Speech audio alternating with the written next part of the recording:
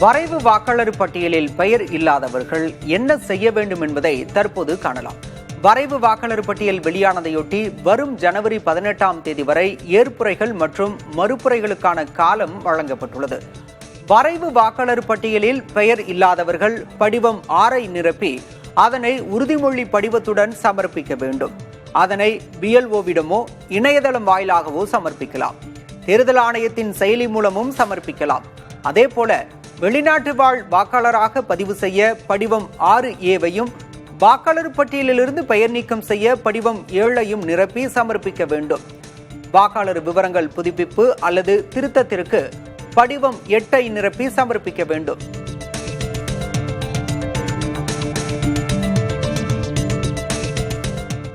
தமிழ்நாட்டிற்கான வரைவு வாக்காளர் பட்டியல் வெளியிடப்பட்டுள்ள நிலையில் அதில் தங்கள் பெயர்கள் இடம்பெற்றுள்ளதா என்பதை பல்வேறு வழிகளில் சரிபார்க்கலாம். வாக்குச்சாவடி நிலை அலுவலர் அதாவது BLO வைத்துள்ள வாக்காளர் பட்டியலிலோ தேர்தல் ஆணையத்தின் செயலி வாயிலாகவோ தங்கள் பெயர் இருப்பதை உறுதி செய்து கொள்ளலாம். தேர்தல் ஆணையத்தின் இணையதளத்தின் வாயிலாகவோ தமிழ்நாடு தலைமை தேர்தல் அதிகாரி மற்றும் சம்பந்தப்பட்ட மாவட்ட தேர்தல் அதிகாரியின் இணையதளங்கள் வாயிலாகவோ வாக்காளர் பட்டியலில் தங்கள் பெயர் இருப்பதை உறுதி செய்து கொள்ளலாம்.